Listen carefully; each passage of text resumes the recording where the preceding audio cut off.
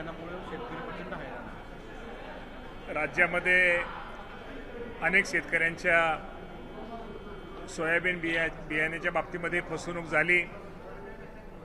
जे सोयाबीन त्यांनी पेरलं, जे लावलं, ते जी उगवण ही झाली नाही, अशा अनेक तक्रारी आमच्या कृषी विभागाकडे प्राप्त झाल्यानंतर आमच्या विभागाने त्या बाबतीमध्ये एकत्र येऊन अनेक ठिकाणची पाहणी केली, तपासणी केली आणि राज्यात जर सगळ्यात विचार जर केला तर सोयाबीन फसवणुकीच्या बाबतीमध्ये, सोयाबीन बियाण्याच्या फसवणुकीच्या बाबतीमध्ये साधारणतः 10 जिल्ह्यामध्ये जास्त तक्रार आलेल्या आहेत.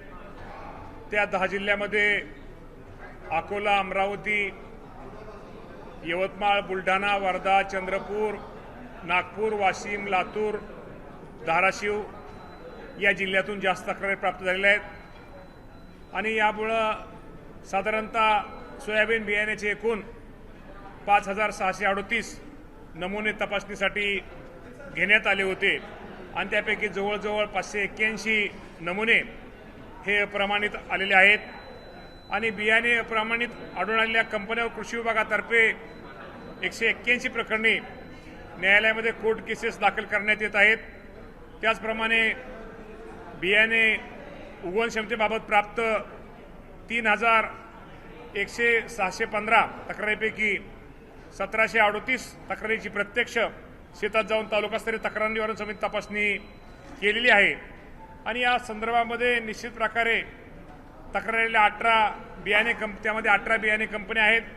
सर्वात जास्त तक्रारी ह्या booster plant genetic limited, Ravi hybrid, Parshva genetic, त्याचप्रमाणे इनोव्हेंग seeds, Oswal seeds, KDM seeds, green gold seeds, SN agri, Aditya seeds, vigor seeds, eagle seeds, Ankur seeds व श्रीसी seeds, Bapna seeds, Avani gold, ESKB Ruchi seeds, सपलिड्स म्हणजे याप्रमाणे या तक्रारी प्राप्त झालेल्या आहेत. त्याप्रमाणे सद्यस्थितीत बूस्टर प्लांट जेनेस्टिक लिमिटेड विरोधात 3 गुन्हे व रवी हायब्रिड सीड्स विरोधात 1 ठिकाणी खालील कायद्याअंतर्गत गुन्हे दाखल केलेले आहेत. त्यामुळे निश्चित प्रकारे आपल्या माध्यमातून मी शेतकरी बांधवांना एक सांगू इच्छितो की या बाबतीमध्ये शासनाने ताबडतोब या ज्या कंपन्यांनी हे बोगस बियाणं माझ्या शेतकऱ्याला दिलं त्या बाबतीमध्ये कारवाई करण्याचे आदेश राज्याच्या मुख्यमंत्र्यांनी पण दिलेले आहेत आणि आमच्या कृषी विभागाने पण निश्चित प्रकारे तक्रार त्यांना आदेश दिलेत. या बाबतीमध्ये त्यांना ताबडतोब सांगितलं ज्या ठिकाणी बियाणं बदलून देणं गरजेचं आहे ते ताबडतोब बियाणे त्यांना आपण ताबडतोब बदलून द्या आणि बियाणाबरोबरच भविष्यामध्ये असं कोणी करू नये यांच्यावरती कडकात कडक ज्यांनी या बाबतीमध्ये सोयाबीन बियाण्याच्या शेतकऱ्यांची फसवणूक केली त्यांच्या बाबतीमध्ये कडकात कडक कारवाई ही केली जाईल. बेसिकली अनेक ठिकाणी बोगस बियाणं का आलं, कारण की या सगळ्या गोष्टींवर नियंत्रण कृषी खात्याचं असणं अपेक्षित होतं. म्हणजे आपल्या इथल्या ज्या ऑफिसर्स असतात त्यांनी पाहणी खाली केली नाही, ते केले अचानक, त्याच्यामुळे सगळ्या गोष्टी घडल्या. कारण की एकतर बाजूला पाऊस नाही आहे, त्याचा असं आपल्याला आपण म्हणतात ते बरोबर, काही गोष्टी आणि ते बरोबर आहे, काही गोष्टी आहे, परंतु शेवटी आपल्याला माहिती आहे की एकदा बियाणं दिल्यानंतर आपण त्याची काय बियाण्याची आपण हे करतो, परंतु या बाबतीमध्ये असं पहिल्यांदा त्यामध्ये आढळलं नाही. परंतु निश्चित आपल्याला माहिती आहे की आपण ते बियाणं पेरल्यानंतर ह्या गोष्टी लक्षात आलेल्या आहेत. मी एवढंच सांगतो की निश्चित प्रकारे या बाबतीमध्ये शासनाचं या बाबतीमध्ये लक्ष आहे, कृषी विभागाचं निश्चित प्रकारे लक्ष आहे आणि या बाबतीमध्ये शेतकऱ्यांना काय मदत करता येईल, सहकार्य करता येईल, बियाणं तर आम्ही बदलून द्यायला लावतोच, त्याचप्रमाणे DPDCच्या माध्यमातून सुद्धा आमच्या त्या शेतकऱ्याला काय मदत करता येईल का तोही राज्याच्या मुख्यमंत्र्यांनी सर्व या तालुक्यातल्या काय जिल्ह्यातल्या सगळ्यांना त्याप्रमाणे सूचना दिलेल्या आहेत. पण निश्चित प्रकारे मी एवढं आपल्या माध्यमातून सांगतो, जी अशी बियाणे कंपन्या ज्यांनी शेतकऱ्याची फसवणूक केलेली आहे त्यांच्यावर निश्चित प्रकारे कडकात कडक कायदेशीर कारवाई केली जाईल. दुसरं कर्जमाफी आता कर्जमाफीच्या संदर्भात जो कॅबिनेटचा एक डिसिजन झाला की त्याच्यामध्ये व्याप्ती जास्त होते आणि शेतकऱ्यांना लाभ मिळतो, तो काय विषय आहे? नाही, व्याप्ती वगैरे नाही. आपल्याला माहिती आहे कर्जमाफीच्या बाबतीमध्ये खरं तर आपण म्हणसाल राज्याचे मुख्यमंत्री यांनी 30 जून तारीख दिली होती ही गोष्ट खरी आहे. आणि त्यानंतर आपल्याला माहिती आहे की इथं अधिवेशन चालू होतं आणि पावसाळी अधिवेशनामध्ये पुरवणी मागण्या असतात. त्या पुरवणी मागण्यामध्ये जी कर्जमाफीची रक्कम आहे त्या रकमेचा समावेश होता. त्यामुळे त्या पुरवणी मागण्या मंजूर झाल्याशिवाय खालच्या सभागृहात वरच्या सभागृहात त्यानंतर ती पुरवणी मागण्या ह्या राज्यपाल महोदयांच्या सहीला जातात आणि राज्यपाल महोदयांची पण आता सही झालेली आहे. आणि दुसरा एक प्रश्न होता की ही जी कर्जमाफी आहे ही कर्जमाफी गरीब शेतकऱ्यांसाठी दिलेली आहे. जे शेतकरी इन्कम टॅक्स भरतात हे मोठ्या शेतकऱ्यांसाठी ही कर्जमाफी नसल्यामुळं निश्चित प्रकारे इन्कम टॅक्सच्या बाबतीमध्ये यादी स्वतः मुख्यमंत्री देशाच्या अर्थमंत्री निर्मला सीतारामन मॅडमशी बोलल्या आणि त्यांनीही आपल्याला परमिशन दिलेली. तेही आमच्याकडे लवकरच ती यादी आल्यानंतर की साधारणतः राज्याचे मुख्यमंत्री सांगितले की 30 जुलैपूर्वी त्याच्या अगोदर पहिल्या शेतकऱ्यांना कर्जमाफीची ही रक्कम ही दिली जाणार आहे. कर्जमाफी को लेकर सर क्या कुछ निर्णय कैबिनेट में हुआ है? विस्तार से बता दीजिए. कर्ज माफी के निर्णय तो ये लिया गया है कि किसानों को जल्दी से जल्दी मदद मिलनी चाहिए. आपको मालूम है कि राज्य के प्रमुख हमारे देवेंद्र फडणवीस साहब ने बोला था कि 30 जून के पहले हम करेंगे, लेकिन आपको मालूम है अभी जो बजट चल रहा है उसमें पुरवनी डिमांड जो तो डिमांड में आपको मालूम है कि राज्यपाल महोदय की डिमांड नीचे ऊपर के सभागृह नीचे दोनों सभागृह में वो पास होना चाहिए. उसके बाद राज्यपाल महोदय की सिग्नेचर होनी चाहिए. और इसको बाद जो योजना है हम गरीब किसानों के लिए दे रहे हैं. जो बड़े किसान जो इनकम टैक्स भरते उनके लिए नहीं. इससे हमने ये देश के अर्थमंत्री निर्मला सीतारामन से उनकी परमिशन लिए और जो इनकम टैक्स भरने वाले जो किसान है उनकी लिस्ट हमें अभी आइए.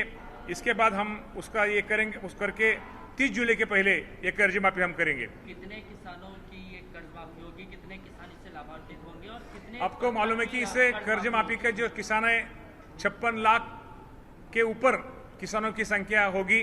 रकम तो पहले हम बताते हमारे सीएम साहब ने बोला था कि 36,000 करोड़ के 36,585 करोड़ रकम थी. लेकिन अभी आपको जो मालूम है पहले जो महात्मा फुले योजना में जो कर्ज माफी मिली थी 2019 में उसमें जो रकम थी उसमें 50,000 का हमने प्रोत्साहन दिया था. लेकिन अभी वो भी 2 लाख रुपए किए. उससे बढ़ जाएगी मेरे ख्याल से 5,000 से ऊपर ये रकम बढ़ जाएगी. और इससे मेरे ख्याल से 41-42 हजार कोटी रकम तक किसानों को मदद मिल जाएगी. एक अंतिम सवाल है. अब बारिश को लेकर महाराष्ट्र के इतर विदर्भ और मराठवाड़ा में क्या स्थिति है और फसलों को किसान किस तरीके से? आपको तो मालूम है कि अभी तो हवामान बदल हो रहा है. बारिश किधर ज़्यादा गिरती है किधर कम गिरती है. और बारिश के वजह से जिधर भी किसानों का नुकसान हो गया है उस पर हमारे जो महसूल के हमारे अधिकारी है हमारे कृषि विभाग के अधिकारी उनको हमने बोला है कि जिसका नुकसान हुआ है उसका अपने पंचनामा करो और उसके बाद में जो अहवाल प्राप्त मिलने के बाद हम सबको हमारा सरकार मदत करेगी. सर पाऊस नाही फक्त सध्या पावसाची परिस्थिती काय असणार आहे कारण की दुबार पेरणी करावी का नाही करावी असं सध्या पावसाची आपल्याला माहिती आहे. हवामान विभागाचा अंदाज आहे की ह्या महिन्यामध्ये पाऊस हा थोडा कमी जास्त पडेल. पण त्यांचा एक अंदाज आहे की विदर्भामध्ये साधारणतः 20-25 तारखेच्या पुढे विदर्भ नागपूर भागामध्ये पाऊस जास्त पडावा असा हवामान विभागाचा अंदाज आहे. आणि असे प्रामाणिकपणे शेतकऱ्यांचा प्रतिनिधी म्हणून त्यांचा अंदाज खरा ठरावा. आणि निश्चित प्रकारे राज्यामध्ये सर्वदूर सगळीकडे पाऊस चांगल्या प्रकारचा पडावा. आपल्याला माहिती आहे की आजचा जर विचार केला तर साधारणतः राज्यामध्ये 67% पेरणी ही आपल्या राज्यामध्ये झालेली आहे. आणि विभागाचा जर विचार केला तर अमरावती विभागामध्ये सर्वात जास्त पेरणी झालेली आहे. आणि सर्वात कमी पेरणीचा विचार केला तर नंदुरबार विभागामध्ये सर्वात कमी पेरणी झालेली आहे. परंतु निश्चित प्रकारे काही ठिकाणी वापसा अजून मिळालेला नाही. वापसा झाल्यानंतर किंवा जमिनीचा ओलावा बघून ही पेरणी लवकर होईल. साधारणतः जुलै अखेर माझ्या माहितीप्रमाणे निश्चित प्रकारे राज्यामध्ये चांगल्या प्रकारची जवळजवळ पेरणी जो आपल्याला अपेक्षित पेरणी धरलेली तेवढी जुलै अखेर पेरणी व्हायला हरकत नसावी.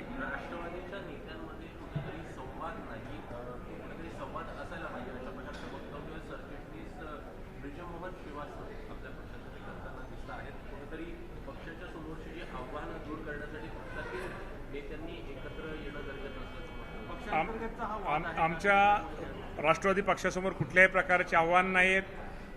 सुनेत्रावहिनी पवार हे आमच्या पक्षाच्या राष्ट्रीय अध्यक्ष आहेत.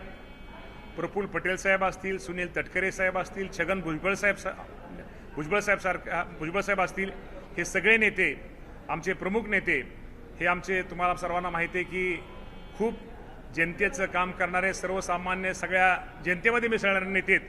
त्यामुळे कोण काय टीका करते, ज्या लोकांना काहीच आधार नसतो, काहीच त्यांना हे नसतं, हे विनाकारण टीका करून प्रकाश ज्योतात येण्यासाठी काही लोक हे खरं तर चुकीचे स्टेटमेंट करत असतात. अशा स्टेटमेंटवर आम्ही महत्त्व देत नाहीये. सुनेत्रावहिनी पवार यांच्या नेतृत्वाखाली हा राष्ट्रवादी पक्ष हा महाराष्ट्रामध्ये भक्कम आहे.